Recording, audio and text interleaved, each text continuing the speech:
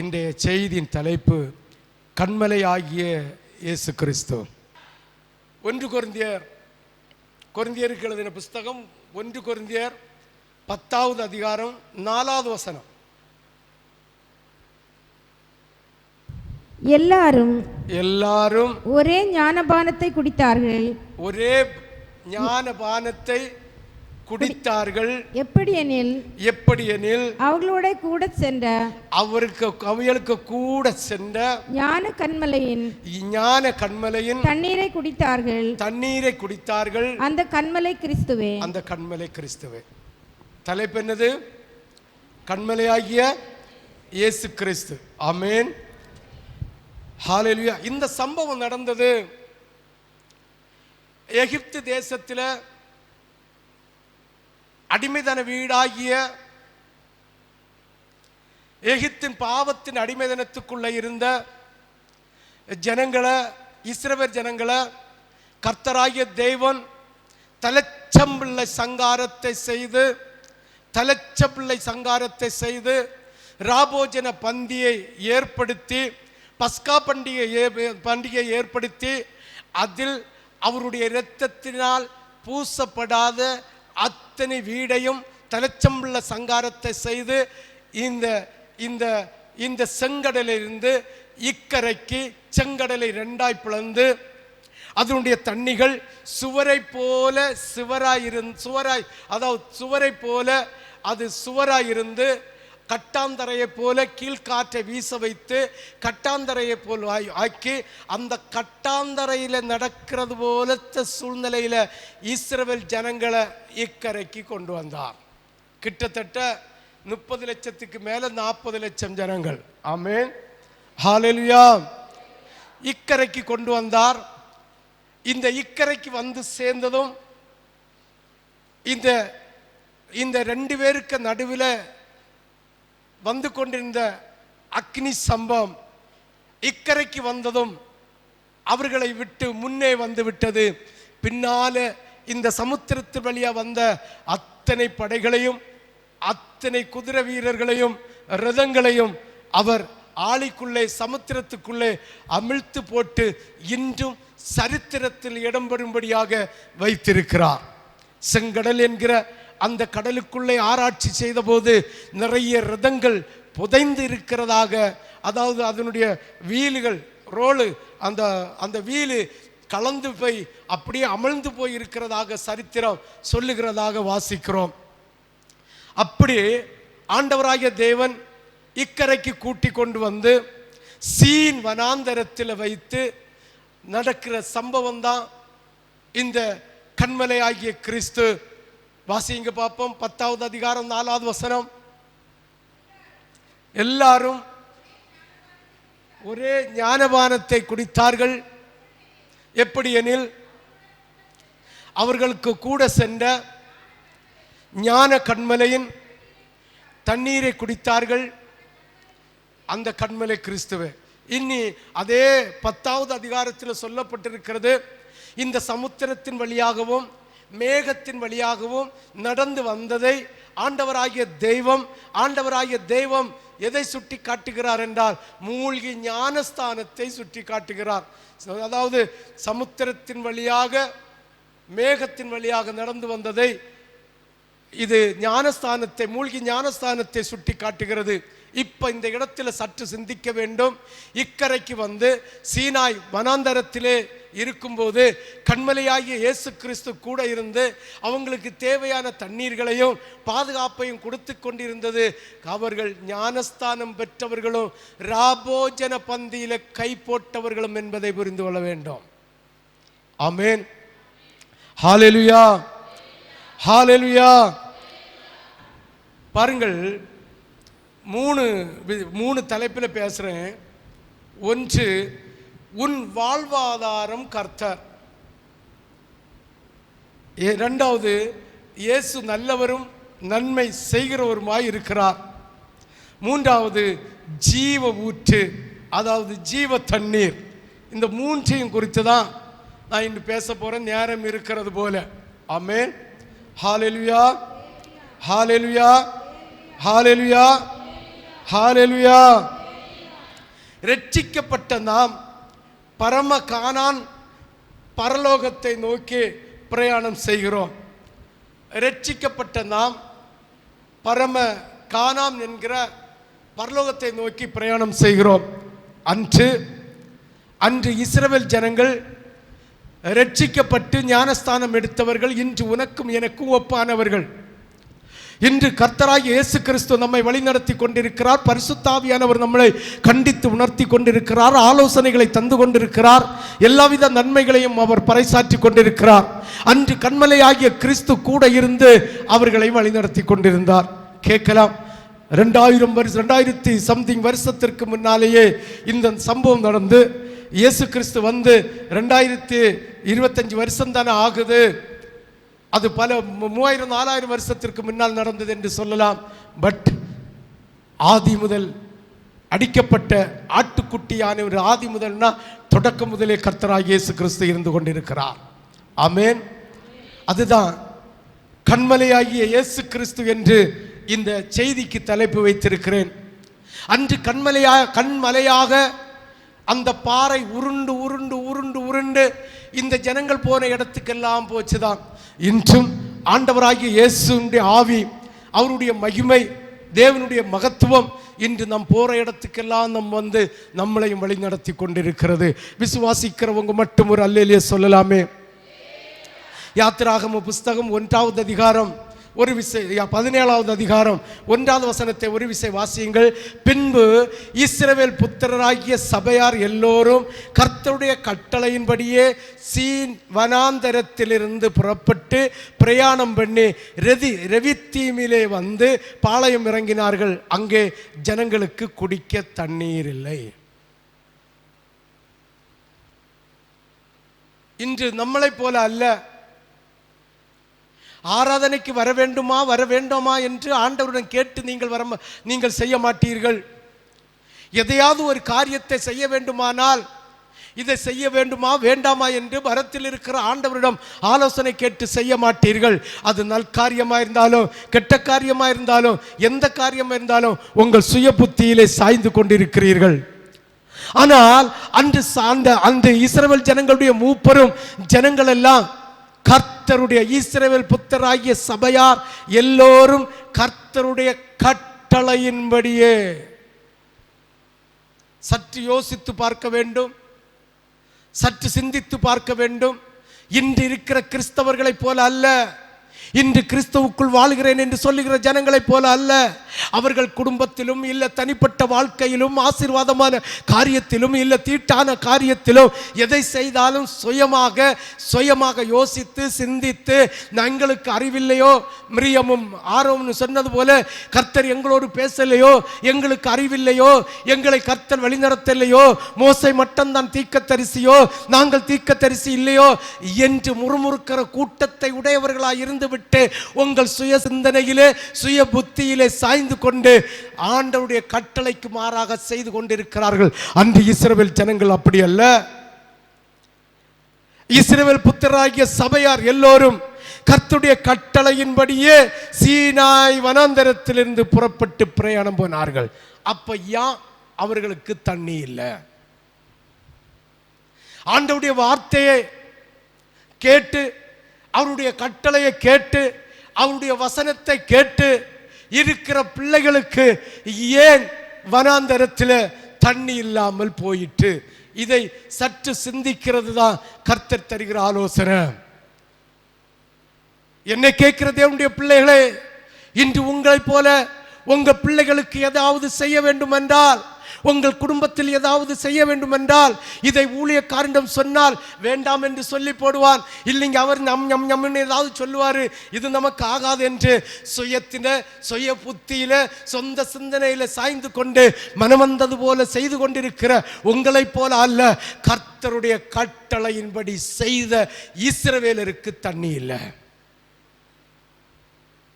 அப்ப தேவாதி தேவனுடைய கட்டளையின்படி ஜீவன் உள்ளவரை, என்னுடைய உயிர் உள்ளவரை, திருச்சபையின் ஒழுங்குக்கும் திருமுறைக்கும் கட்டளைக்கும் கீழ்ப்படிவேன் என்று சொல்லுகிற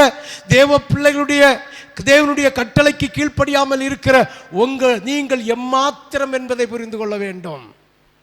நீங்கள் எம்மாத்திரம் கர்த்தருடைய கட்டளையின்படி பிரயாணம் கிளம்பி சீனாய் வனாந்தரத்தில் பிரயாணம் கிளம்பி போகிறார்கள். கர்த்தருடைய கட்டளையின்படி அவர்களுக்கு தண்ணி இல்லை, அவர்களுக்கு தண்ணி இல்லை. இந்த இடத்தை சற்று யோசித்து பார்க்க வேண்டும். அவர்கள் பிரயாணம் பண்ணி செல்லுகிறார்கள். சீன் வனாந்தரத்திலிருந்து ரெவித்தீமிற்கு போகிறார்கள். ரெவித்தீமுக்கு வாசி 1வது வசனம். பிரயாணம் பண்ணி ரெவித்தீமிலே வந்து பாளையம் இறங்கினார்கள். அங்கே ஜனங்களுக்கு குடிக்க தண்ணீர் இல்லை. ஆமென். என்னாகம புஸ்தகம் 33வது அதிகாரம் 12, 13, 14 ஒரு விசை வாசிக்க கேட்போம். என்னாகம புஸ்தகம் 33, 12, 13, 14 வாசிக்குவோம். சீன் வனாந்தரத்திலிருந்து புறப்பட்டு போய் சீன் வனாந்தரத்திலிருந்து புறப்பட்டு போய் தொப்காவிலே பாளையம் இறங்கினார்கள். தொப்காவிலே பாளையம் பாருங்க. இந்த ரெதித்தீமுக்கும் இந்த சீன் தீவுக்கும் இந்த ரெண்டுக்கு இடைப்பட்ட இடத்துல 2 பாளையம் இருக்கிறது. 2 பாளையத்திலும் இறங்கி தான் வாரார்கள்.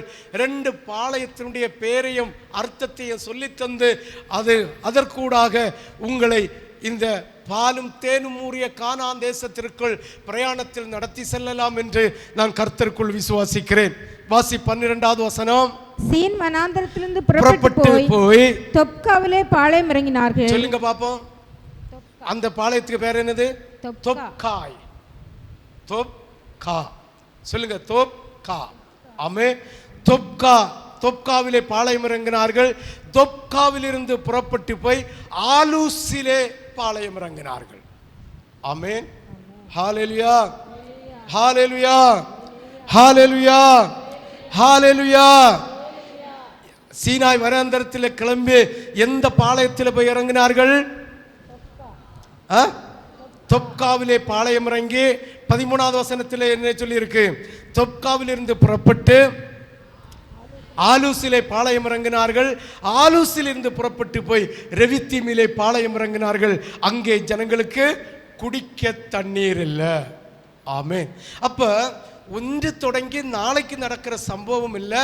சீனாய் மலையில இருந்து தொக்காவுக்கு போய் தொக்காவிலிருந்து ஆலூசுக்கு போய் ஆலூசுக்கு போன பிறகுதான் எங்க போறாங்க? ரெவித்தீமுக்கு போறாங்க. ஆமே. இந்த இடப்பட்ட நேரத்தில் நடந்த சம்பவத்தை உங்களுக்கு தெளிவா உங்களுக்கு சொல்லித்தர நான் கடமைப்பட்டிருக்கிறேன். ஆமேன். ஹalleluya. அப்ப இந்த சீனாய் மலை அடிவாரத்திலிருந்து கர்த்தருடைய கட்டளையின்படி கர்த்தருடைய வார்த்தையின்படி இனி கிளம்பி போங்க என்று சொன்ன பிறகு கிளம்பி வாரார்கள். வருகிற வழியில தொர்க்காவுல போகிறார்கள், ஆலூசில போகிறார்கள், அப்படியே ரெவித்தீமிலே இறங்குகிறார்கள். தொர்க்கா என்றால் மிருக ஜீவன்களை நடத்தி செல்வது என்ற அர்த்தம். ஆமே. தொர்க்கா என்ற என்ன அர்த்தம்? மிருக ஜீவன்களை, அதாவது மேய்ப்பர்களும் மிருக ஜீவன்களும் நிறைந்த இடம், அதை மேய்ப்பதற்கான ஏற்ற இடம் என்று அர்த்தம். ஆலூஸ் என்றால் எண்ணிக்கையே, அதாவது என் கையினாலே நான் மாப்பு செய்வேன் என்று அதாவது தன்னைக்கு மேல நம்பிக்கை வைக்கிற ஸ்தலம் என்ற அர்த்தம். ஹalleluya. தொர்க்கா என்றால் ஆடு மாடுகளை மேய்த்து கொண்டிருக்கிற இடம் என்ற அர்த்தம். ஆலூஸ் என்றால் தன் மீது நம்பிக்கை வைக்கிற இடம் என்ற அர்த்தம். அதாவது தன்னுடைய மாவை தன் கையினால் பிசைந்து கொள்ளுவேன் என்று சொல்லுகிற அர்த்தம். ஆமென்.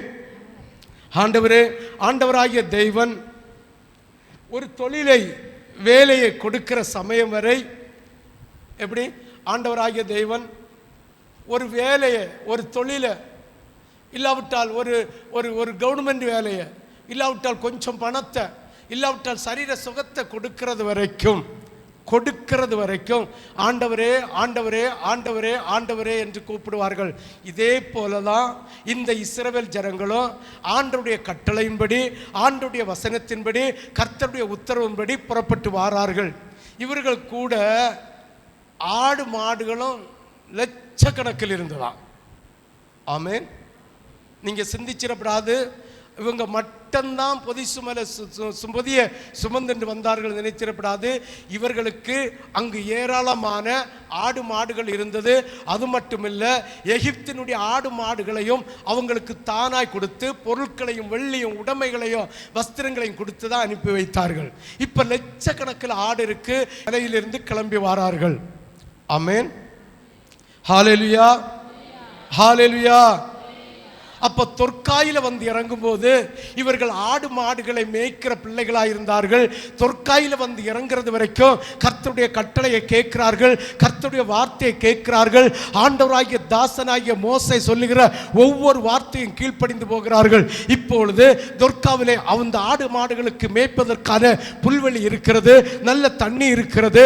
அப்படியே இந்த ஆடு மாடுகளினால பால் கறந்து அவங்களுக்கு தேவையான காரியங்களை புசிப்பதற்கு ஆயத்தம் விட்டார்கள். இப்பொழுது ஆலூசிலே வந்திருக்கிறார்கள். இந்த ஆடு மாடுகளினால் வருகிற வருமானத்தினால் நான் என்னை போஷித்துக் கொள்வேன் என்கிற தன்னிடமே நம்பிக்கை வைத்து விட்டார்கள். இவர்கள் இஸ்ரவேல் ஜனங்கள் இந்த சமுத்திரத்தை விட்டு வெளியில வந்து சீனாய் மலையில இருக்கும்போது ஆண்டவர் மேலே கர்த்தர் மேலே நம்பிக்கையாயிருந்தார்கள். கர்த்தரே எங்களுக்கு நம்பிக்கை, கர்த்தரே எங்களுக்கு எல்லாம், கர்த்தர் மீது தான் நம்பிக்கை. நாங்கள் அவர் மீது நம்பிக்கை வைத்தார்கள். அவர்களுக்கு எந்த ஒரு குறைபாடும் வரவில்லை. எப்பொழுது தங்களுடைய முதல் மேல, தங்களுடைய ஆஸ்தியின் மேல, தங்களுடைய வருமானத்தின் மேல, தங்களுடைய ஆடுகள் மேல, தங்களுக்கு ஆடுகள் மூலமாய் வருகிற அதாவது வெண்ணெய்க்கு மேல, நெய்க்கு மேல, பாலுக்கு மேல, பாலாட கட்டிக்கு மேல, அந்த ஆட்டு இறைச்சிக்கு மேல, ஆட்டை விற்ற வருகிற பணத்துக்கு மேல எப்ப அவர்கள் கவனம் போனதோ, அவர்களுடைய சிந்தனை போனதோ, தண்ணி தீர்ந்து. ஆமென், ஹல்லேலூயா. நீங்க சிந்திச்சு பார்க்கணும். இஸ்ரவேல் ஜனங்களுக்கு ஒரு நாள் கூட தண்ணி இல்லாம விடாய்த்து போனது இல்லை. ஒரு நாள் கூட தண்ணி இல்லாம விடாய்த்து போனது இல்லை. பாருங்க, தொழிலை நம்பி, வேலையை நம்பி, ஆண்டவராகிய தேவன் கொடுக்கிற சமயம் வரை ஆண்டவரே என்று கூப்பிடுகிறதும், ஆண்டவர் வேலையை கொடுத்த பிறகு வேலையை விட்டு ஆண்டவருக்கு ஒரு சிறு நேரம் மட்டும் கொடுப்போம். எப்படி அன்று இஸ்ரவேல் ஜனங்கள் செய்தது போல அவர்கள் மிருக ஜீவனத்தின் மீது நம்பிக்கை வைத்தார்கள், அதனுடைய வருமானத்தின் மீது நம்பிக்கை வைத்தார்கள். அவர்களுக்கு தண்ணீர் அற்று போய்விட்டது. அதனால கர்த்தர் அவர்களுக்கு தண்ணி இல்லாம ஆக்கினார் என்று நினைச்சிடப்படாது. இன்றையும் கிறிஸ்தவ ஜனங்கள், கிறிஸ்தவருக்குள் வாழ்கிறேன் என்கிற பெந்தேகோஸ்து ஆராதனை செய்கிற தேவ பிள்ளைகளும் தேவ ஊழியக்காரர்களும் கர்த்தர் அவர்களுக்கு ஒரு நல்ல ஊழியத்தை கொடுத்தால், இல்ல கர்த்தர் அவர்களுக்கு நல்ல தொழிலை கொடுத்தால், நல்ல வேலையை கொடுத்தால், நல்ல வருமானத்தை கொடுத்தால், அவர்களுடைய சிந்தனை அந்த தொழிலுக்கு மேல, அந்த ஊழியத்துக்கு மேல, அந்த அந்த அந்த அந்த அந்த ஜனங்களுக்கு மேல போயிட்டு ஆண்டவரை சிறுமைப்படுத்துகிற இடத்துல இருக்கிறோம். இதுல ஊழியக்காரனும் விதிவிலக்கல்ல. ஊழியக்காரனுக்கும் கர்த்தருடைய சமூகத்தில் இன்னைக்கு நிறைய நேரம் காத்திருக்க நேரம் இல்லை. உலக காரியம், விசுவாசிகள் காரியம், உலகத்தினுடைய சூழ்நிலை, வருமானத்திற்கு ஏற்றது போல விசுவாசிகளை கவனிக்க வேண்டியது, இப்படி எல்லாம் நடத்தி கொண்டு இருக்கிறதுனால ஊழியக்காரனுக்கும் கர்த்தருடைய பாதத்தில் காத்திருக்கிற நேரம் இல்லை. கேட்டா சொல்லுவோம், எல்லாம் பிரதர் பாஸ்டர், நாங்க இயேசுவுக்கு தான், எங்களுக்கு முக்கியத்துவம் எல்லாம் இயேசுவுக்கு தான், எங்களுடைய வழிபாடு எல்லாம் இயேசுவுக்கு தான். இயேசு தந்தது இல்லையா பாஸ்டர்? ஞானம் ஒன்று தந்திருக்கிறார் இல்ல? கர்த்தர் தந்த தொழிலை, கர்த்தர் தந்த வேலையை, கர்த்தர் தந்த ஆசீர்வாதத்தை ஞானத்தோடு பாதுகாக்கணும் இல்லையா? அதுதான் நான் இந்த உபவாச கூட்டத்துக்கு வரல, அதுதான் நான் இங்க ஆண்டவர் ஆராதிக்கிற இடத்துல இல்லை, அதுதான் பாஸ்டர் நான் கொஞ்சம் என் வேலையில கொஞ்சம் பிஸியா இருந்தேன், இந்த உலகத்தின் பிரகாரத்தில் விசுவாசமா இருந்தேன். தெரியுமா உங்களுக்கு, கண்ட இடத்துல உங்கள் பலியை போடக்கூடாது. உங்கள் பிள்ளைகளும் நீங்களும் கண்ட இடத்துல பலியை கூடக்கூடாது. உங்களுக்குன்னு ஒரு ஸ்தலம் ஆயத்த பண்ணப்பட்டிருக்கோம், உங்களுக்குன்னு ஒரு இடம் ஆயத்த பண்ணப்பட்டிருக்கோம். எத்திசையில் இருந்தாலும் அந்த பலிபீடத்தில் வந்து கர்த்தருக்கு பலி செலுத்துகிறது தான் கர்த்தருக்கு பிரியமான காரியம். இன்னைக்கு கேட்டு பாருங்கள், பாஸ்டர் கர்த்தர் ஞானத்தையும் தந்திருக்கிறார். தொழிலை தந்தார், ஒன்றுமில்லை. வேலையும் தந்தார், ஒன்றுமில்லாத இடத்துல எங்களுக்கு கர்த்தர் ஞானத்தையும் தந்தார். அதனால நாங்கள் தொழிலையும் கவனமாக பார்க்குறோம், வேலையும் கவனமாக பார்க்குறோம், எங்கள் சொத்துக்களையும் கவனமாக பார்க்குறோம். ஆனால் இயேசுவையும் நான் விடல. நிறைய பேர் இயேசுவை முழுமையா விட்டவனை தனியா கண்டுபிடிக்கலாம், அறகுறையா விடுகிறவனை கண்டுபிடிக்க முடியாது. இயேசுதான் பாஸ்டர், இயேசுதான் பாஸ்டர், எங்களுக்கு இயேசு இல்லாம ஒன்றும் இல்லை பாஸ்டர். ஒன்றும் இல்லை. ஒரு 10% சாப்பாட்டுக்கு ஊறுகாய் தொட்டு கொள்ளுகிறது போல இயேசுவை தொட்டு கொள்ளுகிற ஜென்மங்கள் இந்த இடத்திலையும் இருக்கிறீர்கள். கேட்டா சொல்லு, எங்களுக்கு இயேசு தான், நாம் பாகால வழிபட போகல, இயேசுக்கு பைபிளை தான் வாசிக்கிறோம் என்று சொல்லி ஒரு ஊறுகாயை போல கர்த்தரை வைத்திருக்கிற ஜென்மங்களும் இந்த சபையிலும் இருக்கிறார்கள். அநேக பெந்தேகோஸ்து சபையிலும் இருக்கிறார்கள். உலகத்தில் இருக்கிற கிறிஸ்தவர்கள் முக்காவாசிக்கு மேல இப்படியே சொல்லிக் கொண்டிருக்கிறார்கள். சாபம் பாருங்கள். அத்தனை ஆடு மாடுகளுக்கும் அத்தனை ஜனங்களுக்கும் கிட்டத்தட்ட 1 கோடி மிருக ஜீவன்களும் மனுஷர்களும் சேர்ந்து கிட்டத்தட்ட 1 கோடி ஜனங்களுக்கு கர்த்தர் போஷித்து வந்து கொண்டே இருக்கிறார். எப்ப இந்த இஸ்ரவேல் ஜனங்களுக்குள்ள எங்கள் ஆடுகளை வைத்து பிழைத்துக் கொள்ளலாம், எங்கள் மாடுகளை வைத்து பிழைத்துக் கொள்ளலாம் என்று சிந்தித்தார்களோ தண்ணீர் அற்று போகிறது. இது ஆண்டவர் கைவிட்டார் என்று நினைச்சிடப்படாது. ஆண்டவர் ஒருபோதும் கைவிடாத தேவன். அவர் நல்லவரும் நன்மை செய்கிறவருமாய் இருக்கிறார். வேதத்தினுடைய நீதி, வேதத்தில் சொல்லப்பட்டிருக்கிற ஒழுங்கு, உன் சிந்தனையை, உன் யோசனையை, இஸ்ரவேல் ஜனங்களுடைய யோசனையை அபத்தமாக்கி போட்டது போல பிசாசு நயவஞ்சகமாக, நீ ஞாயிற்றுக்கிழமை போறா இல்லை போதாதா, அந்த கூட்டத்துக்கு போறா இல்லை போதாதா என்று ஊறுகாய் தொட்டுக்கொள்ளுகிறது போல கை வச்சு தொட்டு நாக்கில் வைக்கிறது போல உங்களுடைய விருப்பத்துக்கு தகுந்து, உங்களுடைய யோசனைக்கு தகுந்து, உங்களுடைய சிந்தனைக்கு தகுந்து இன்று ஆண்டவருக்கு நேரம் கொடுக்கிற கள்ளனும் கள்ளியுமாய் வீட்டிருக்கிற உங்களை குறித்து கர்த்தர் என்னன்னு சொல்லுவார்? சிந்தித்து பாருங்கள். ஆண்டவர் தண்ணீர் கொடுக்க கூடாது என்பது கர்த்தருக்கு சித்தம் இல்ல, அது தேவ நீதி. எப்பொழுது இருதயம் தன் பலத்தின் மேல, தன் புத்தியின் மேல, தன் தொழிலின் மேல, தன் வேலையின் மேல, தன்னுடைய ஆஸ்திக்கு மேல திரும்பி ஆண்டவரை சற்று விலகி போகிறோமோ நின்னுரும் ஜீவ நீரூற்று நின்னுரும். வாசிப்போம். இஸ்ரவேல் ஜனங்கள் அவர்களுக்காக கஷ்டப்பட்டு தண்ணீர் கேட்கவில்லை. ஏனென்றால் அவர்கள் ஒரு நாளும் விடாய்த்து போனதில்லை, ஒரு நாளும் அவர்களுக்கு தண்ணி இல்லாம இருந்ததில்லை. வாசியுங்கள் ஏசாயா புஸ்தகம் 48வது அதிகாரம், ஏசாயா 48:21. அவர் அவர்களை வனாந்தரங்களில் நடத்தும் போது அவர்களுக்கு தாகவிடா இருந்ததில்லை. எப்படி இருந்ததில்லை? தாகவிடா இருந்ததில்லை.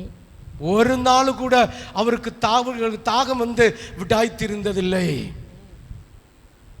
இவர்கள் முறையிட்டது பூரா, இவங்கள துருத்தியில தண்ணி இருக்கு, அவங்க குடிப்பதற்கேற்ற தண்ணி இருக்கு, ஐயோ எங்கள் வாழ்வாதாரம் ஆகிய ஆட்டுக்கில்லை மாட்டுக்கில்லை என்று இயேசுவை பார்த்து முறுமுறுத்தார்கள், மோசையை பார்த்து முறுமுறுத்தார்கள். இயேசு கொடுத்த ஆடு மாடு, ஆண்டவராகிய கற்பலை, அதாவது கண்மலை ஆகிய கிறிஸ்து கொடுத்த ஆட்டு மாட்டுகளை ஓட்டி கொண்டு வந்தார்கள்.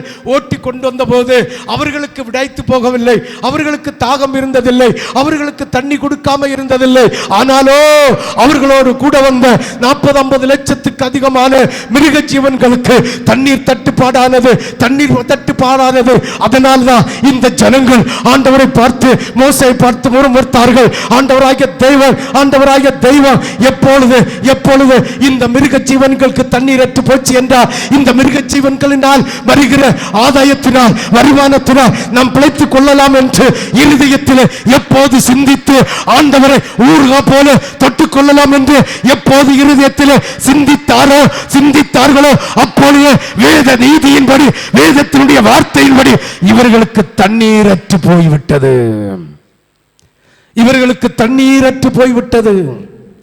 இவர்களுக்கு தண்ணீர் ஆயிட்டு போய்விட்டது. என்னை கேட்கிற தேவனுடைய பிள்ளைகள், இது வேதத்தினுடைய நீதி. பிசாசு மந்திரம் ஓதுவான். நீ என்னத்துக்கு போகணும், எதுக்கு போகணும்? ஆண்டவர் தொழிலை தந்திருக்கிறார். நீ தொழிலை பார்க்காம உலகத்தார் சொல்லுவான், உலக மனுஷன் சொல்லுவான், உலகத்தில் சொந்தக்காரன் சொல்லுவான், அருவக்காரன் சொல்லுவான், அதிகாரி சொல்லுவான், சேர்ந்தவங்க சொல்லுவான். ஏன் தொழிலை கவனமா பாரு, உனக்கு தந்த வேலையை பாரு. உன்னுடைய கவர்மெண்ட் வேலையில வேட்டு வந்துட்டா நீ என்ன செய்வ? அந்த கவர்மெண்ட் வேலையை தந்த கர்த்தர் மேல நீ நம்பிக்கையா இருக்க வேண்டும், பற்றுதலா இருக்க வேண்டும். இந்த தொழிலை தந்த கர்த்தர் மேல பற்றுதலா இருக்க வேண்டும். இஸ்ரவேல் ஜனங்கள் எப்பொழுது சீனாய் மலையினுடைய அடிவாரத்தில் இருந்து கர்த்தருடைய கட்டளையின்படி புறப்பட்டு போனாலும் தொற்காயில வந்தபோது அவர்களுக்கு தேவையான வருமானங்கள் கிடைத்தது. ஆடு மாடுகளுக்கு தேவையான புல்வெளி கிடைத்தது. சந்தோஷப்பட்டார்கள், மகிழ்ச்சி அடைந்தார்கள், தங்களுக்குள்ள பெருமை பாராட்டினார்கள். கர்த்தரை வழிபடுகிற வழியை விட்டு, கர்த்தரை ஆராதிக்கிற ஆராதை விட்டு, தங்கள் வாழ்வாதாரம் கர்த்தர் என்பதை மறந்து விட்டு தங்களுடைய வாழ்வாதாரம் ஆடுகளுக்கு மேலே மாடுகளுக்குள்ளே போகிறது நிமித்தம் கர்த்தர் வேதத்தில் சொல்லப்பட்ட நீதியின்படி தண்ணீரற்று போகிறது, தண்ணீரற்று போகிறது. என்னுடைய கையினால் நான் சம்பாதித்துக் கொள்வேன், என்னுடைய கையினால் நான் ஆசீர்வாதத்தை பெற்றுக் கொள்வேன் என்று இந்த இஸ்ரவேல் ஜனங்கள் எப்போது ஆலூஸ் பட்டணத்திலிருந்து சிந்தித்தார்களோ அவர்களுடைய ஆடு மாடுகளுக்கு தண்ணீர் இல்லாமல் போகிறது. சிந்தித்து பாருங்கள், யோசித்து பாருங்கள். வேதம் சொல்லுகிறது, அவர்கள் ஒரு நாள் கூட தண்ணீர் தாகத்தோடு விடாய்த்து போனதில்லை. அவர்கள் முறுமுறுத்தது அத்தனையோ, அவர்கள் அருவருத்தது அத்தனையோ, மோசேயிடம் எதிர்த்தன அத்தனையோ தங்கள் வாழ்வாதாரமாக ஆண்டவர் தந்த வேலை, ஆண்டவர் தந்த தொழிலை, ஆண்டவர் தந்த வேலை, ஆண்டவர் தந்த ஆசீர்வாதம், ஆண்டவர் தந்த சொத்து, ஆண்டவர் தந்த வீடு, இது எல்லாத்திலையும் இப்போது ஒன்றும் காணவில்லை என்று மோசேயை பார்த்து முறுமுறுக்க தொடங்கினார். எப்போது அவர்கள் இருதயத்திலே கர்த்தர் மேல் உள்ள பற்றுதலை விட்டுவிட்டு அவர்களுடைய ஆடு மாடு ஜீவன்களுக்கு மேலே அவனுடைய வருமானத்தின் மேலே பற்றுதல் வந்ததோ அப்பொழுது வேத நீதியின்படி தண்ணீர் வற்றி போய்விட்டது.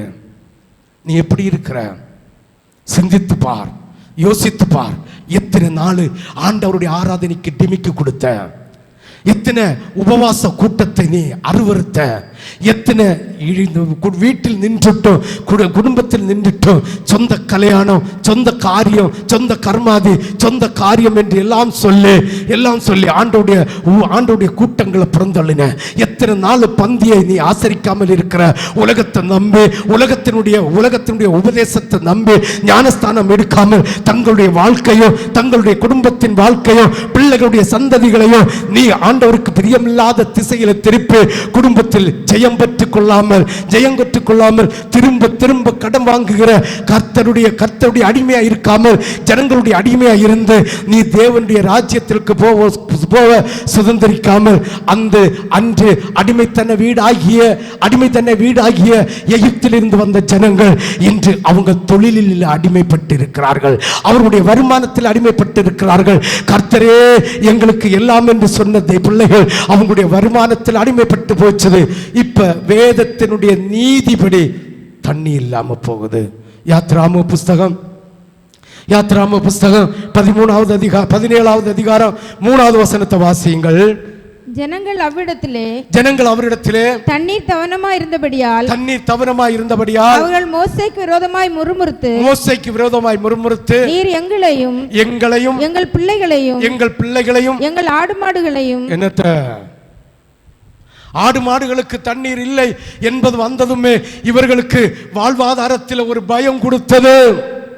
இயேசுவை வாழ்வாதாரம் என்று நினைத்ததை விட்டது மாத்திரத்திலேயே இவர்களுக்கு ஆடு மாடுகளுக்கு வாழ்வாதாரம் இழந்து போகும், ஆடு மாடுகளும் செத்து போக வேண்டிய சூழ்நிலை வந்தது. இந்த வாழ்வாதாரம் இழந்து போகிறது நிமித்தம்தான் மோசே பார்த்து முறுமுறுத்தார்கள். எங்களுடைய ஆடு மாடுகளும் எங்களுடைய பிள்ளைகளும் நாங்களும் தண்ணீர் தாகத்தோடு செத்து போகிறோம் என்று அவர்கள் சொன்னது ஆண்டவருடைய பிள்ளைகளை கொண்டு போடுவதற்காக அல்ல. இந்த ஆண்டவராகிய தேவனுடைய பிள்ளைகளுடைய பங்கிலே அவர்களுடைய கூடாரத்திலே அவர்களுக்கு தேவையான துருத்தியிலே தண்ணிகள் இருந்தது. அவர்கள் விடாய்த்து போய் செத்து போவதற்கு ஆயத்தமாகல. ஐயோ, எங்களுடைய ஆடு மாடுகளுக்கு, எங்களுடைய தொழில்களுக்கு, எங்கள் வருமானத்திற்கு கேடு உண்டாகப்படும் விதத்தில் தண்ணீர் இல்லாமல் இருக்கிறது. நாளைக்கு எங்களுக்கும் தண்ணி இல்லாமல் நாங்கள் செத்து போக கூடுமோ என்கிற விதத்தில் முறையிட்டான் என்பதை நாம் புரிந்து கொள்ள வேண்டும். என்னை கேட்கிறது தேவனுடைய பிள்ளையே, இன்று ஆராதனைக்கு வந்திருக்கிற என்னுடைய அப்பாவுடைய பிள்ளைகளே, மூழ்கி ஞானஸ்தானம் எடுத்தும் எடுக்காமலும் உட்கார்ந்து இருக்கிற தேவ பிள்ளையே, நீ கர்த்தரை ஊறுகா போல் தொட்டுக் கொள்ளுகிறாயா?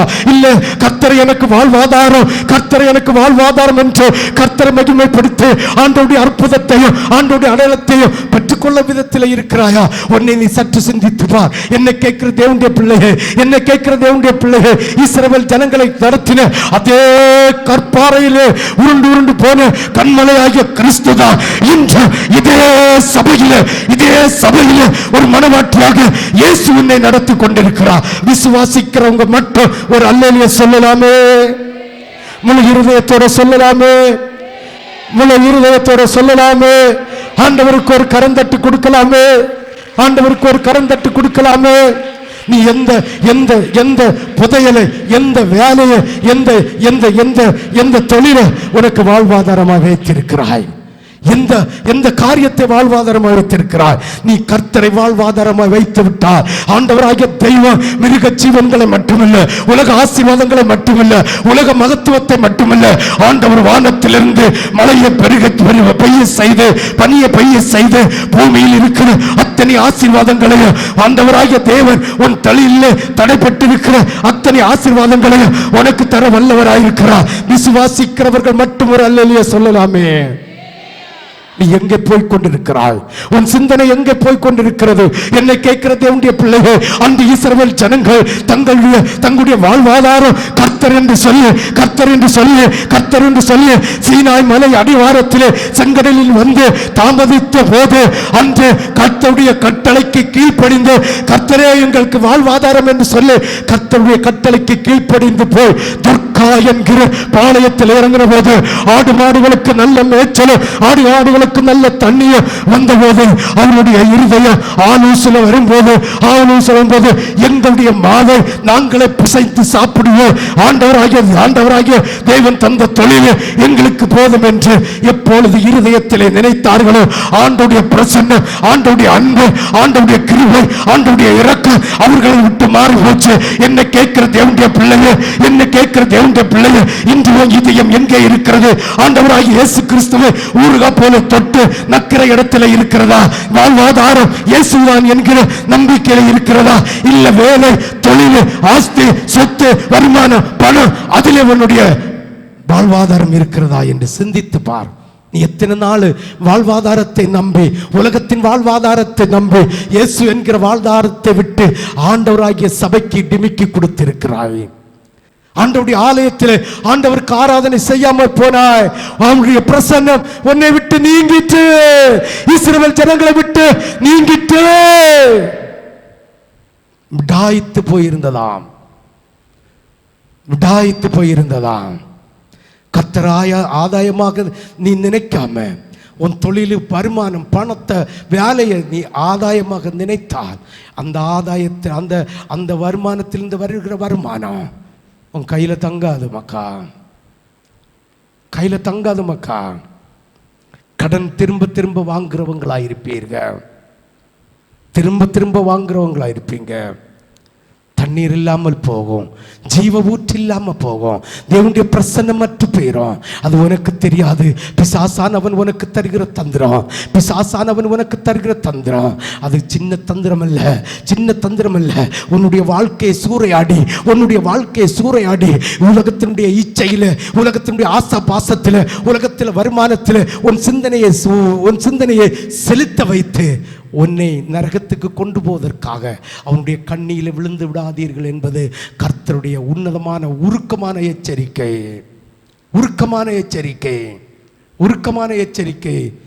எப்பொழுது அவர்கள் ஆடு மாடுகளுக்கு எங்களுக்கு போதும், எங்களுக்கு நல்ல வருமானம் கிடைக்குது என்று வாழ்வாதாரமாகிய இயேசுவை வைத்துவிட்டு வெளியில் சென்றார்களோ, அந்த சிந்தனை மாறிச்சதோ, எப்பொழுது அது வேதத்தினுடைய நீதி.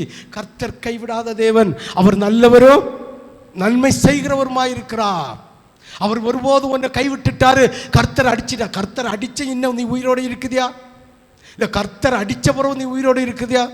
கர்த்தர் அடிச்சா துடி துடிச்சு சாவோம், புழு புழுத்து சாவோம். அனினிய சப்பனியா துடி துடிச்சு செத்தாரு. ராஜா புழு புழுத்து சொத்தான். இன்னும் நிறைய கதை இருக்கிறது. கர்த்தர் அடித்தோ நீ இன்னும் உயிரா உன்னை ஒன்றும் செய்ய மாட்டா. பிரசன்னம், அவருடைய மகிமை உன்னை விட்டு விலகிறோம். அது ரகசியமாகவே விலகும். உனக்கு தெரியாது. 6 மாதம், 1 வருஷம், 2 வருஷம், 3 வருஷம் போகும்போது உன் வீட்டில் பொத்தல் பையே போல. அப்போது பாஸ்டர் நான் ஒழுங்கா காணிக்க கொடுத்தேன் பாஸ்டர், பாஸ்டர் தசம பாகம் கொடுத்தேன் பாஸ்டர், விளைபொருளை எல்லாம் ஒரு சக்க கூட, ஒரு மாங்காய் கூட, ஒரு பேரைக்காய் கூட நான் முதற் பலத்தை கொடுத்தேன்ப்பா. 10 பாங்காய் பறிச்சா ஒன்றை நான் ஆண்டவருக்கு ஆலயத்தில் கொண்டு வச்சான்ப்பா. 10 சக்க பறிச்சா ஒன்றை நான் ஆண்டவருக்கு ஆலயத்தில் கொண்டு வச்சான்ப்பா. 10 கோழி வளர்த்தா 1 கோழி ஆண்டவருக்கு கொண்டு வச்சான்ப்பா. 10 முட்டை போட்டா 1 முட்டை, ஒன்றும் காது கேட்க மாட்டார். ஆனால் இன்னைக்கு எனக்கு வறுமை வருது, இன்னைக்கு எனக்கு வேதனை வருது, இன்னைக்கு எனக்கு கஷ்டம் வருது, எனக்கு இன்னைக்கு துன்பம் வருது, எனக்கு இன்னைக்கு துயரம் வருது. ஏன் பாஸ்டர்? நான் மௌனமாக இருப்பேன், ஒன்றும் சொல்ல மாட்டேன்.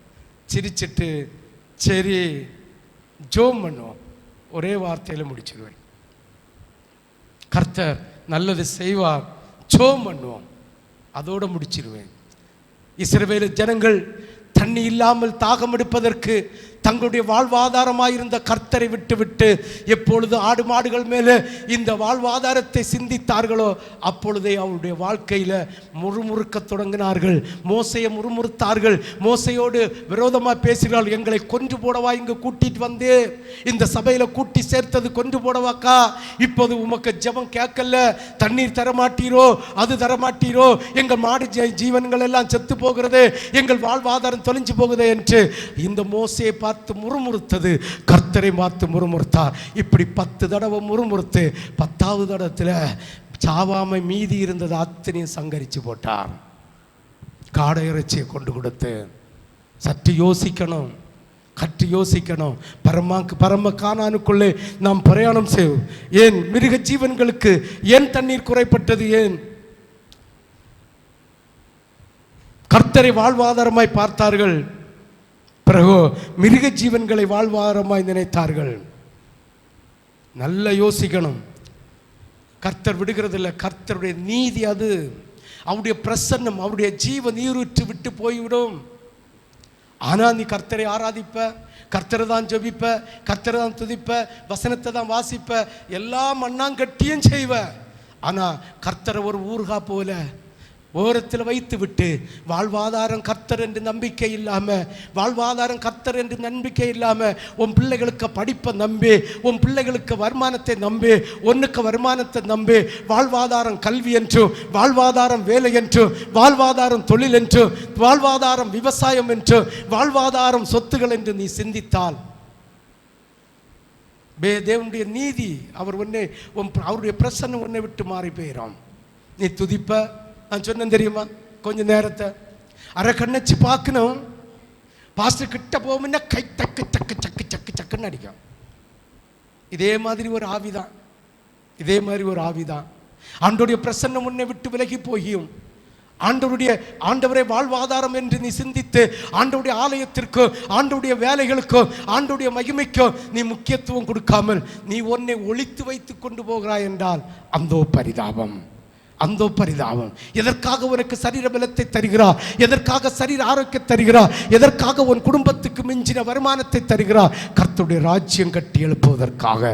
நீ நீ சரீர பலனையும் பெற்றுவிட்டு, சரீர பலனையும் பெற்றுவிட்டு, உலகத்தினுடைய ஆசீர்வாதத்தையும் பெற்றுவிடு. கர்த்தருடைய ராஜ்யத்தை கட்டி எழுப்பாமல் உனக்கு உன்னுடைய பிள்ளைகள் ஒத்த சாணு வயிற்றுக்காக நீ வாழ்ந்து கொண்டிருக்கிறாய் என்றால் அந்த பரிதாபம், அந்த பரிதாபம். ஒரு மணவாட்டி சபையில் ஒரு மணவாட்டியாக இல்லாவிட்டால் தேவனுடைய ராஜ்யத்துக்கு சுதந்திரிக்க முடியாது. மணவாளன் எப்போது வருவார், எப்பொழுது வருவார் என்று அவன் காத்திருந்து மணவாளனுக்கு எதிர்கொண்டு போவதற்காக தன்னை ஆயத்தப்படுத்துகிற ஸ்திரியோ புருஷன் தான் இயேசு கிறிஸ்துவாகிய மணவாளனுக்கு எதிர்கொண்டு போகிற மணவாட்டி. இல்லை, இயேசுவை ஊருக்கா போல தொட்டு நக்கி கொண்டிருந்தால் நிச்சயமா நிச்சயமா நிச்சயமா நிச்சயமா நன்மையை பெற்றுக்கொள்ள முடியாது. ஆமென் சொல்லலாமே. இஸ்ரவேல் ஜனங்களுக்கு கற்றுக் கொடுத்த முதல் பாடம், உங்கள் வாழ்வாதாரம் கர்த்தர். 3 பாடம் கற்றுக் கொடுத்தாரு. முதல் பாடம், சீனாய் மலையிலிருந்து புறப்பட்டு தண்ணீர் இல்லாத போது இந்த ஜனங்கள் எல்லாம் மோசையை பார்த்து முறுமுறுத்தது போல ஆண்டவரை முறுமுறுத்தா என்று சொல்லப்பட்ட வசனத்தின்படி கர்த்தர் கற்றுக் கொடுத்த பாடம், இந்த உலகம் இல்லை, இந்த ஆடு மாடு இல்லை, இந்த மிருக ஜீவன் இல்லை, நானே உனக்கு வாழ்வாதாரம் என்று கற்றுக் கொடுத்தார். நீங்க கற்றுக்கொள்ளுகிறீர்களா? பிரசங்கம் பண்ணுகிற என் தொண்டையில் ஒன்றை வச்சுட்டா, ஒரு ஆப்பு வச்சுட்டா, இந்த ஊழியம்தான் என்னுடைய வாழ்வாதாரம், ஐயோ பிள்ளைகள் பணம் கொண்டு தாரார்கள், இல்லை காணிக்க கொண்டு தாரார்கள் என்று நான் இதையே வாழ்வாதாரமாக நினைச்சு கர்த்தருடைய பாதத்தில் ஜனங்களுக்காக அனுதினமும் காத்திருந்து அவருடைய விடுதலைக்காக அவருடைய சுகங்களுக்காக திறப்பிலே நான் இல்லாவிட்டால் உங்களைப் போல பைத்தியக்காரன் தான் நானும். எத்தனை ஊழியம் செய்தும் பிரயோஜனம் இல்லை, எத்தனை சபை கட்டியும் பிரயோஜனம் இல்லை, எத்தனை பேர் ரட்சிக்கப்படுத்தியும் பிரயோஜனம் இல்லை. ஆண்டவர் எனக்கு வாழ்வாதாரம் என்று நீ கர்த்தர் மேல் பற்றுதலாய் இல்லாவிட்டால் எனக்கு என்ன கதியோ அதுதான் உனக்கு கதி என்பதை நாம் புரிந்து கொள்ள வேண்டும். 2வது, இயேசு நல்லவரும் நன்மை செய்கிறவருமாய் இருக்கிறார். இயேசு நல்லவரும், நினைச்சிடப்படாது, இயேசு டெரரான ஆள். அவர் தவறு செய்கிற, பாருங்க, எகிப்து ஜனங்களுக்கு தான் அவர் டெரரானார், இஸ்ரவேல் ஜனங்களுக்கு அவர் நல்லவர். ஆமென் சொல்லலாமே. ஆமென். அவர் கோபப்படுகிறதும் சாந்தமா இருக்கிறதும் நம்ம கையில தான் இருக்கு, நம்ம கையில இருக்கு. ஆமென் ஹல்லேலூயா. அப்பா எரிச்சல் அடைந்து அடித்தருவதும் எரிச்சல் அடையாமல் நல்ல பிள்ளை என்று முத்தம் தருகிறதும் நம்ம கையில தான் இருக்கு. ஆமென் ஆமென் ஹல்லேலூயா ஹல்லேலூயா ஹல்லேலூயா. வாசியுங்கள். இப்பொழுது இஸ்ரவேல் ஜனங்களுக்கு தண்ணீர் கொடுக்க வேண்டும். ஹல்லேலூயா. இஸ்ரவேல் ஜனங்களுக்கு என்ன கொடுக்கணும்? தண்ணீர் கொடுக்கணும். கொடுக்கணுமா வேண்டாமா? இயேசு நல்லவரும் நன்மை செய்கிறவருமா இருக்கிறார். ஆமே. இஸ்ரவேல் ஜனங்கள் கர்த்தரே வாழ்வாதாரம் என்கிற இடத்தை விட்டு மாறி அவர்களுக்கு மிருக ஜீவன்கள் மேலே வாழ்வாதாரமாக இருந்ததுனால தண்ணி இல்லாமல் போச்சுது. ஆமென். அப்படி ஆண்டவர் விட்டுருவாரா? விட மாட்டாரு. ஆமென் ஹல்லேலூயா. இப்போ இவங்களுக்கு தண்ணி கொடுக்கணும். ஆமென். மோசே விழிச்சு சொல்றார், மோசே மோசே இங்க வா. நீ அவங்ககிட்ட சொல்லியாச்சா நான் நல்லவராக இருக்கிறேன்னு சொல்லியாச்சா? அவர்கள் வாழ்வாதாரத்தை இனி கர்த்தரை விட்டுட்டு திரும்ப மாட்டேன்னு சொல்லியாச்சு. அப்படியே கட்டளையை ஏற்றுக்கொண்ட இஸ்ரவேல் ஜனங்கள். ஆமென். நீங்க ஏற்றுக்கொள்கிறீர்களா? ஏற்றுக்கொள்ள. பாஸ்டர், இந்த வாரத்தில் 5 நாள் வேலை இல்லை பாஸ்டர், ஞாயிற்றுக்கிழமை தான் வேலை கிடைச்சி பாஸ்டர், இல்லைங்க உபவாச கூட்டம் அன்னைக்கு தான் வேலை கிடைச்சி பாஸ்டர். ஞானத்தோடு நான் அதை போய் 2000 ரூபாய் சம்பளத்தை வாங்கி வீட்டை செலவு பண்ணுறேன். நீ மனுஷன் மேல் பற்றுதலாக இருந்தா, உலகத்தின் மேல் பற்றுதலாக இருந்தால் இப்படி தான் இருக்கும். ஆமென் சொல். ஹல்லேலூயா ஹல்லேலூயா. சிலவங்களுக்கு வாழ்வாதாரம் இருந்தும் வருமானங்கள் இருந்தும் உபவாச கூட்டத்தில் வந்து 1 மாசமும் கர்த்தர் செய்த நன்மையை அவர் ஆண்டவருக்கு நன்மையாக பறைசாற்றாமல் சாட்சி சொல்லாமல், அதாவது விடாக்கண்டனாய், விடாக்கண்டன் என்ன தெரியுமா? விடாக்கண்டை தைரியம் உள்ளவனாய் ஆண்டவர் என்ன செய்வார்? ஆண்டவர் எது செய்வார்? பார்த்துக்கலாம், என்னதான் பார்த்துக்கலாம், என்னதான் செய்வார்? மிஞ்சி மிஞ்சி வந்தால் கொல்லுவார். வேற என்ன செய்வார்? மிஞ்சி மிஞ்சி வந்தால் கொல்லியதில்லை, நரகத்தில் போய் கிடந்து நித்திய காலம் வைக்கும் வேதனைப்பட வேண்டிய இருக்கான். ஆமென் ஹல்லேலூயா ஹல்லேலூயா. யாத்ராகம புஸ்தகம் 17வது அதிகாரம் 5வது வசனத்தை வாசி. யாத்ராகம 17:5. அப்பொழுது கர்த்தர் மோசேயை நோக்கி நீ இஸ்ரவேல் மூப்பரில் சிலரை உன்னோட கூட்டிக் கொண்டு நீ நதியை அடித்த உன் கோலை உன் கையிலே பிடித்துக்கொண்டு ஜனங்களுக்கு முன்னே நடந்து போ.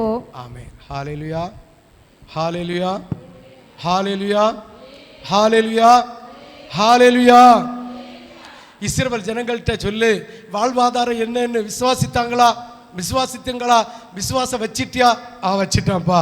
அப்ப இந்த ஜனங்கள் இனி விடாய்த்து போகக்கூடாது என்று சொல்லி நைல் நதியை அடித்த அதே கோலை கொண்டு வர சொல்றார். என்ன நதி அடிச்சாரு? என்ன நதி அடிச்சாரு? அடிச்ச அதே கோலை கொண்டு வான்னு சொல்றாரு. ஆமென்.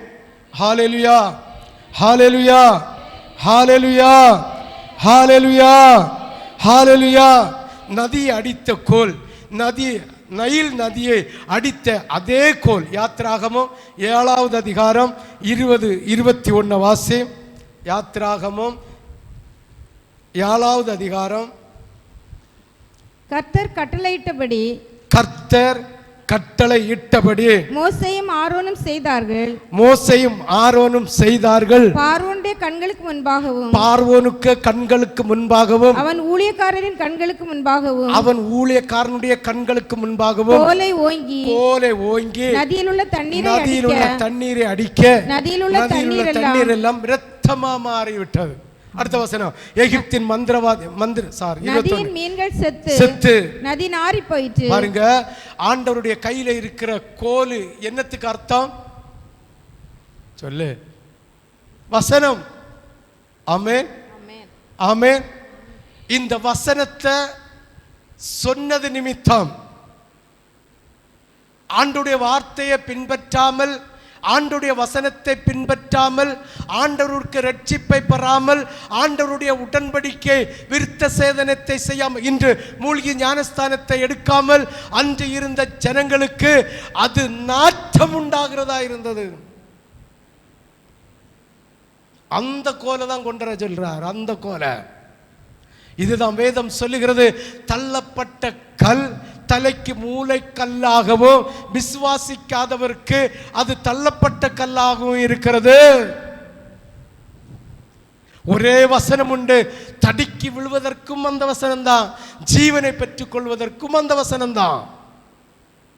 எந்த வசனத்தை நீ விசுவாசிக்கலையோ அந்த வசனம் உனக்கு எதிராக செயல்படும். இந்த எகிப்தின் ஜனங்கள் ஆண்டவருடைய உடன்படிக்கை செய்யாமல், அதாவது மூழ்கி ஞானஸ்தானத்தை எடுக்காமல், விருத்த சேதனம் பண்ணாமல், அவருடைய தெய்வதைகளை உலக பிரகாரமாக அலங்கரித்து, அதாவது நாகரிகத்தில் விதந்திருந்த அந்த ஜனங்களுக்கு எதிராக இந்த அடித்த கோல் மீனெல்லாம் செத்து நாரி நாத்தம் எடுத்து தண்ணீர் குடிக்காம போச்சு.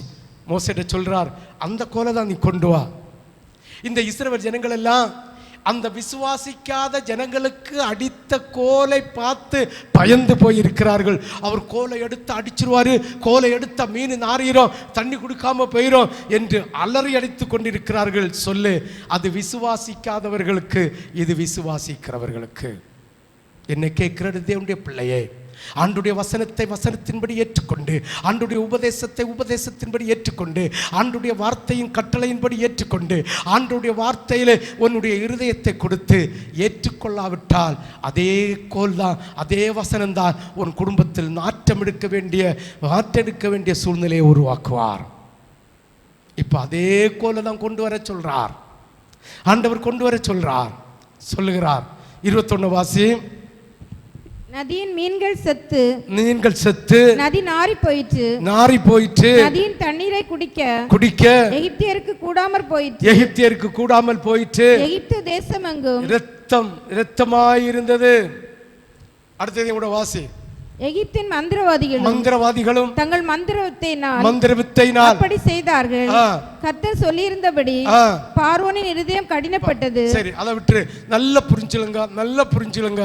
கர்த்தர் எந்த கோலினால் அடித்து கர்த்தரை விசுவாசியாமல் கர்த்தரை வாழ்வாதாரமாய் கொண்டிருக்காதவர்களுக்கு குடிக்கிற தண்ணி அழிவி நாறி போச்சோ, அதே கோலினால் இஸ்ரவேல் ஜனங்களுக்கு தண்ணி கொடுக்க போகிறார். அதான் கர்த்தர் நல்லவரோ நன்மை செய்கிறவருமாய் இருக்கிறார். விசுவாசி ஏசாயா தீர்க்கதரிசியின் புஸ்தகம் 11:4 வாசி. நீதியின்படி ஏழைகளை நியாயம் விசாரித்து யதார்த்தத்தின்படி பூமியில் உள்ள சிறுமையானவர்களுக்கு தீர்ப்பு செய்து பூமியை தமது வாக்கின் கோலால் அடித்து, பூமியின் தன் வாக்கின் கோல்னா வார்த்தையினால் அடிப்பேன் என்று சொன்னார். ஆமென், ஹalleluya, ஹalleluya.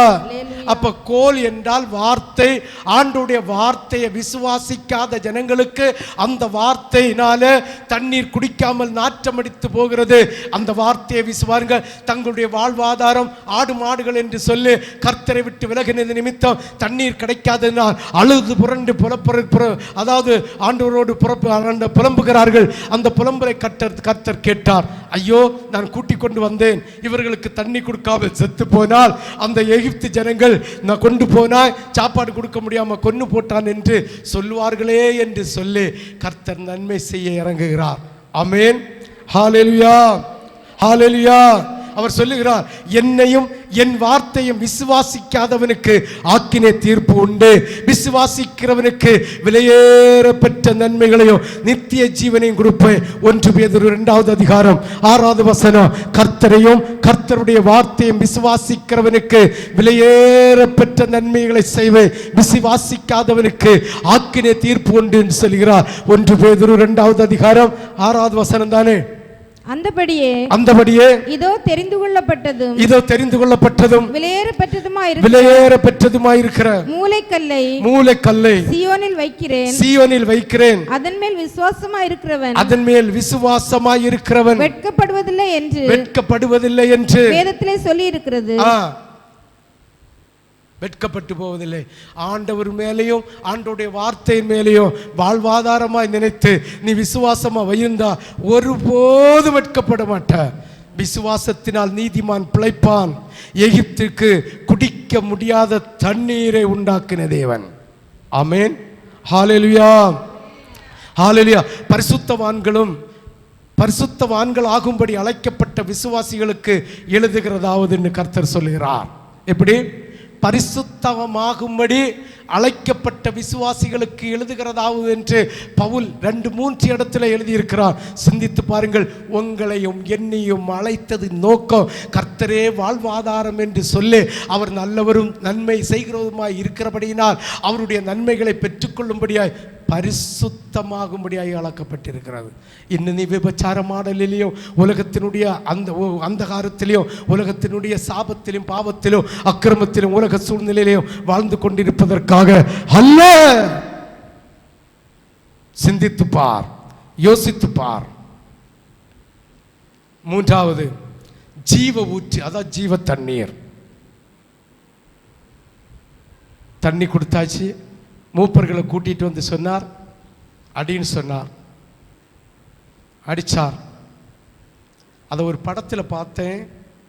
அந்த கல் 2 வெடிச்சிருக்கிறதாட்டும் அதுல 2 தண்ணீர் பாய்கிறதாட்டும் ஒரு உண்மையாக இன்னும் தெரியல. நான் ஒரு படம்னா பேப்பரில் ஒரு செய்தி பேப்பரில் பார்த்தேன்.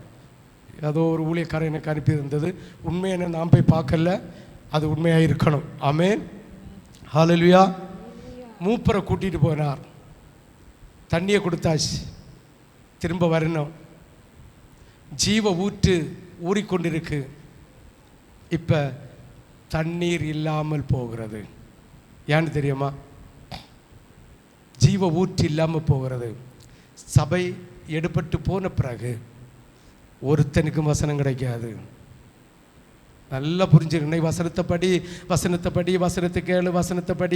கேளு, ஆராதனை செய் சொல்லுன்னு தாறு குத்திட்டு ப்ரெஸ் பண்ணிகிட்டே இருக்கோம். சபை எடுபட்டு போன பிறகு வசனம் இல்லை, ஜீவ ஊற்று நமக்கு இல்லை. ஆமென் சொல்லலாமே. இது ஒரு பழைய ஏற்பாட்டு காலத்திலேயே நல்ல ஒரு ரகசியத்தை சொல்லி வைத்துட்டு போயிருக்கிறார். அதை பார்ப்போம். ஆமென், ஆமென். கர்த்தர் தான் வாழ்வாதாரம், கர்த்தர் நல்லவர், இதையெல்லாம் நான் ஏற்றுக்கொண்டேன். ஆனால் இந்த ஆசீர்வாதத்தை எப்படி பெற்றுக்கொள்வது? வாழ்வாதாரமாக ஏற்றுக்கொண்டுட்டீங்க, இயேசு நல்லவர்னு ஏற்றுக்கொண்டீங்க. ஆனால் ஆசீர்வாதத்தை எப்படி பெற்றுக்கொள்வது? எண்ணாகமம் 20வது அதிகாரம் 7-8. எண்ணாகமம் 20:7-8. கர்த்தர் மோசேயை நோக்கி, நீ கோலை எடுத்துக்கொண்டு நீ உன் சகோதரனாகிய ஆரோனும் சபையாரை கூடிவர செய்து பாருங்க. அங்க யாரை கூட்டிட்டு வர சொன்னா? சபை சொல்லுங்கடா, மூப்பர்களை மட்டும். ஆனா இங்க சபையார் எல்லோரும் கூட்டிட்டு போய் சொல்றார். ஆமென். இந்த இடம் நல்ல ஒரு வித்தியாசமான இடம். நல்லா புரிஞ்சா உங்களுக்கு அது ஆண்டவருடைய இரக்கம் ஒரு புதைப்பொருள் அதில் இருக்கிறது. அதை புரிந்து கொள்ளுங்கள்.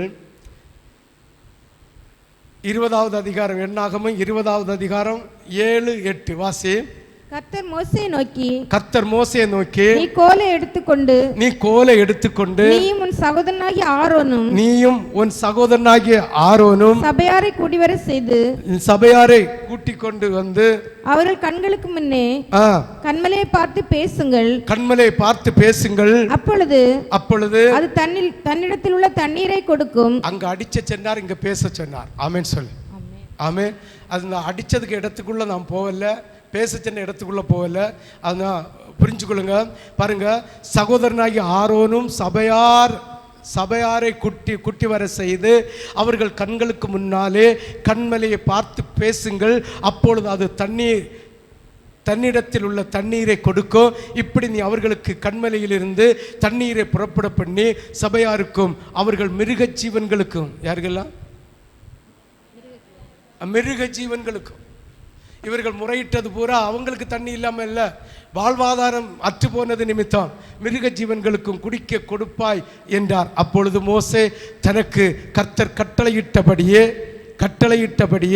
கர்த்தருடைய சன்னதியிலிருந்து கோலை எடுத்தான். மோசே ஆரோனும் சபையாரை கண்மலையை முன்பாக கூடிவர செய்தார்கள். அப்பொழுது மோசே அவர்களை நோக்கி, கலகக்காரரை கேளுங்கள், உங்களுக்கு இந்த கண்மலையிலிருந்து நாங்கள் தண்ணீர் புறப்பட பண்ணுவோமோ என்று சொல்லி தன் கையை ஓங்கி கண்மலையில் கோலினால் 2 தரம் அடித்தான். உடனே தண்ணீர் ஏராளமாய் புறப்பட்டது. சபையார் குடித்தார்கள், அவர்கள் மிருகங்களும் குடித்தன. இந்த கண்மலையாகிய, கண்மலைன்னா யாரு? ஸ்திரீனா யாரு? சபை. இது மனசுல வச்சுலுங்க. ஆமென். ஸ்திரீனா யாருக்கு வைப்போம்? கண்மலைனா யாரு? இயேசு கிறிஸ்து. இன்றைய தலைப்பின் செய்தி என்ன? அந்த வசனத்தை வாசிங்க. 1 கொரிந்தியர் 10வது அதிகாரம் 4வது வசனம். எல்லாரும் ஒரே ஞானபானத்தை குடித்தார்கள். எப்படி எனில் அவர்களோட கூட சென்ற ஞான கண்மலையின் தண்ணீரை குடிப்போம். பாருங்க, இவங்க போற இடத்துல எல்லாம், எந்த பாளையத்துக்கு போகிறதோ அந்த இடத்துல எல்லாம் இந்த கற்பாறை உருண்டுட்டே போகுது. அதாவது கர்த்தராகிய இயேசு கிறிஸ்து என்ன செய்கிறார்? கண்மலையாய் கிறிஸ்து போய்கொண்டே இருக்கிறார். இதே போலதான் நாமும் போற இடத்துல எல்லாம் இயேசு கூட வருகிறார். ஐயோ, எனக்காக எதையாவது செய்ய மாட்டானா, என்னுடைய ராஜ்யத்துக்கு வருவதற்கு கீழ்ப்படிய மாட்டானா என்று போற இடத்துல எல்லாம் உருண்டு வந்துட்டே இருக்கிறார், கூட வந்துட்டே இருக்கிறார். நம்ம கூட வருகிறது இயேசு என்று அறியாமல் அது என்னதோ ஒன்று மாதிரி இருந்துட்டு ஆண்டவரை பின்பற்றாமல் ஆண்டவருடைய வார்த்தையை புறந்தள்ளுகிற கூட்டமாய் இருக்கிறோம். ஆமென் சொல்லு.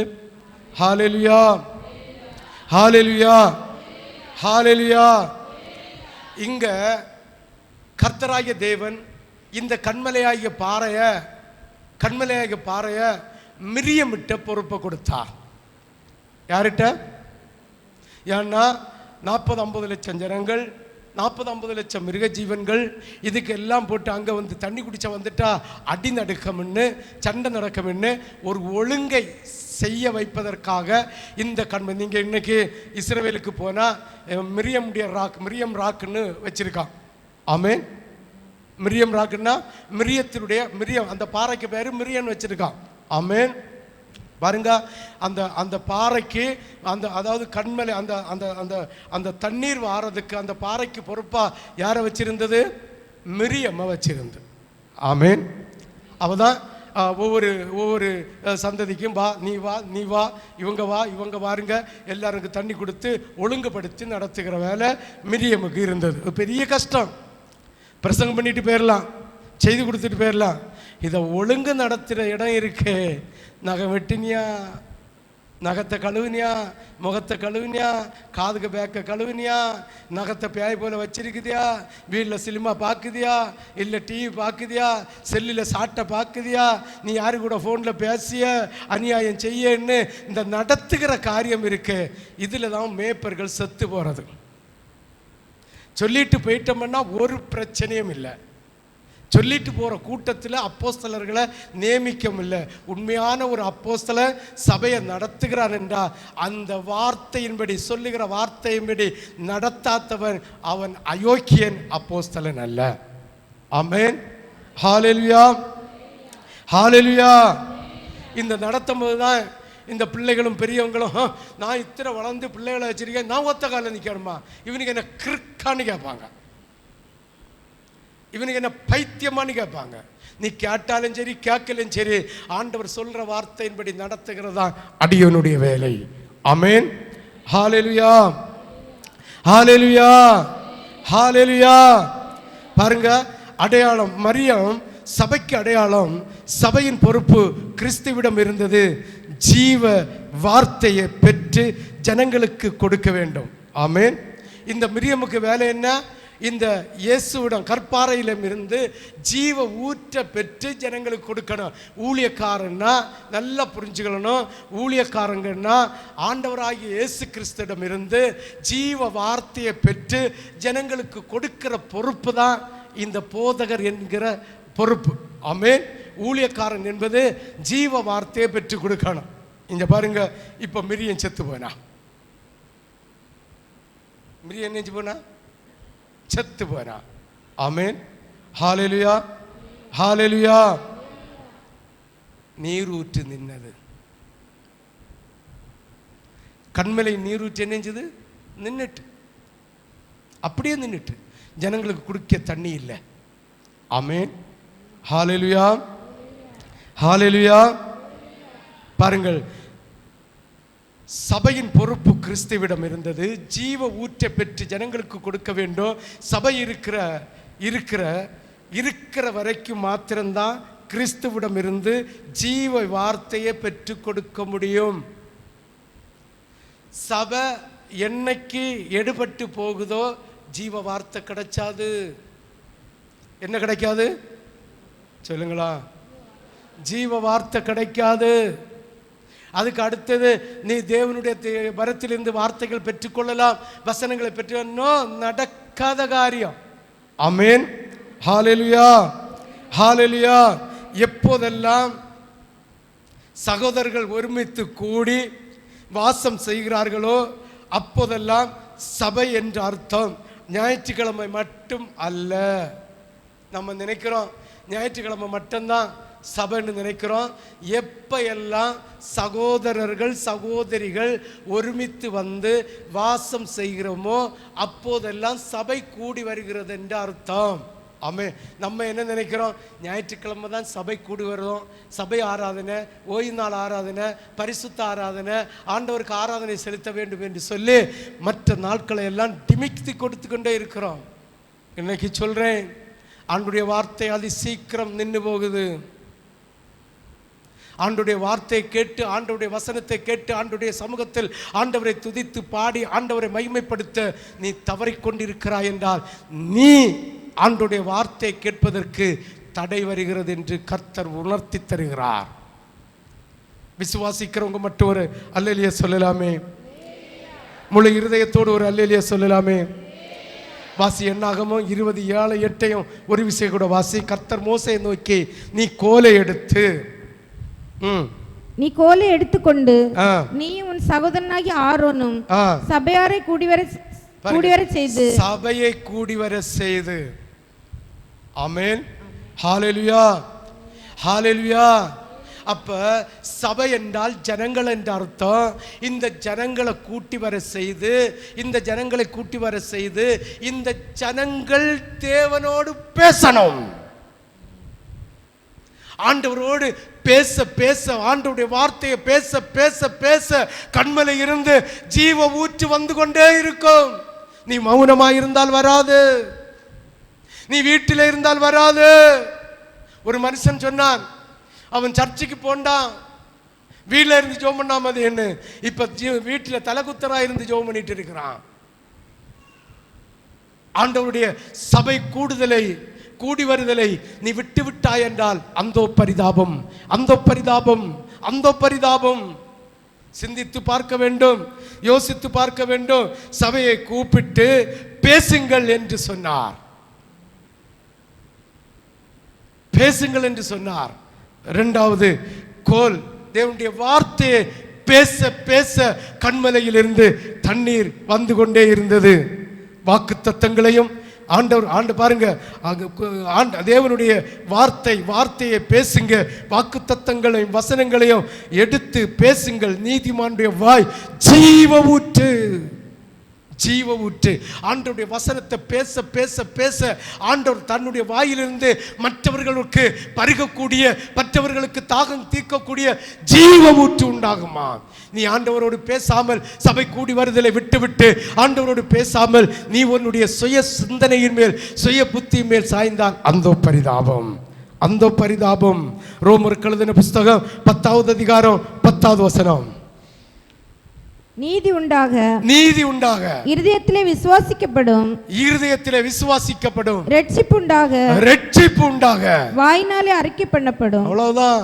உனக்கு ரட்சிப்பு வேணும்னா சபை கூடுதலை புறக்கணிக்காமல், உபவாச கூட்டத்தை புறக்கணிக்காமல், சுத்திகரிப்பு கூட்டம் புறக்கணிக்காமல் நீ உன் வாயினால் அறிக்கையிடு, பேசு, அப்பதான் ரட்சிக்கப்படுவாய்.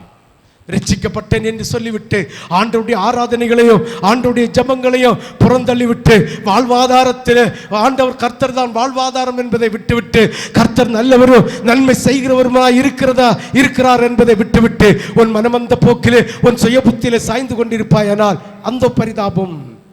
வாசி ஒரு விசை கூட.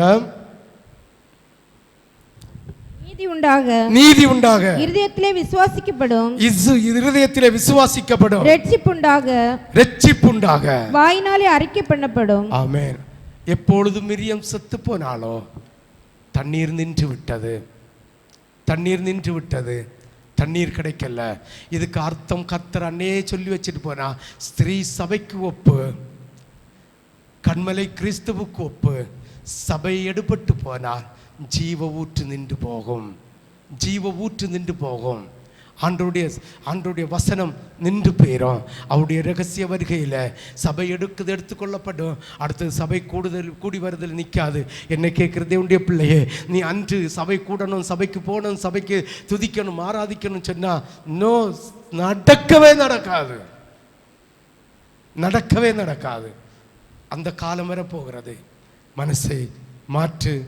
பாருங்க, கிறிஸ்துவை எப்பளும் முன்ன நிறுத்து. இயேசுடைய காயங்களை முன்ன நிறுத்து. இயேசு மரத்தில் அறையப்பட்டார். அந்த மரத்திலே தொங்கப்பட்டு பிக்கப்பட்ட சரீரம், சிந்தப்பட்ட இரத்தத்தை முன்னிறுத்து. உனக்கு இயேசுதான் உன்னுடைய வாழ்வாதாரம். இயேசுவா. யாக்கோபு உண்டு தெரியுமா? யாக்கோபு மாமன் வீட்டுக்கு போனேன். அங்கே மாமனார் சம்பளம் ஒன்றும் கொடுக்கல. அப்போ இவனுக்கு சம்பளம் கிடைச்சாத இருக்கணும்னு அந்த புள்ளியம், ஏன்னா சிவப்பு புள்ளியம், வெள்ளை புள்ளி, என்ன ஒரு புள்ளி உள்ளதை நீ எடுத்துக்கான்னு சொன்னா, ஆண்டவராகிய தெய்வம் இந்த யாக்கோபுக்கு ஒரு ஐடியா கொடுத்தாரு. என்ன நீ முன்ன நிறுத்துடா, என் காயங்களை முன்ன நிறுத்து. இந்த மரத்தை 2-3 மரத்தை சொல்லி இந்த மரத்தை வெட்டி அதை பட்டையை உரிச்சு காயப்படுத்தி நீ போடு, அதுக்கு பக்கத்தில் படுத்து பொலிகிறதெல்லாம் உனக்கு சம்பளமாக நான் தருவேன் என்று சொன்னார். அப்ப காயப்பட்ட இயேசுவை, காயப்பட்ட கண்மலையை, காயப்பட்ட கல்வாரியை நீ முன்ன நிறுத்தினார். கர்த்தருடைய ஜீவ நீரூற்றை உனக்கு தருவார், ஆசீர்வாதத்தை தருவார், மகிமையான மகத்துவத்தை தருவார். ஏசாயா தீர்க்கதரிசியின் புஸ்தகம், ஏசாயா ஆதியாகமம் 30:34-39 வரை வாசித்தா, இந்த யாக்கோபு இந்த பட்டைகளை உரித்து காயப்படுத்தி அதன் பக்கத்திலே படுக்க வைத்த ஆட்டுக்கிடாய், ஆடு அத்தனையோ அவனுக்கு சம்பளமாக கலராக பொரியப்பட்டது. நீ காயப்பட்ட இயேசுவை உன் முன்னால் நிறுத்தினால், காயப்பட்ட இயேசுவை உன் முன்னால் நிறுத்தினால். அதே மாதிரி பாருங்கள், ஏசாயா தீர்க்கதரிசியின் புஸ்தகம் 48வது அதிகாரம் 21வது வசனம். மோசே பாறையை பார்த்து பேசி, கண்மலையிலே காயங்களை பார்த்து, கண்மலையின் காயங்களை பார்த்து பேசினது நிமித்தம் மோசே முகமுகமாக மகிமைக்குள்ளே இருந்து பேசக்கூடிய ஒரு பாக்கியம் கிடைத்தது.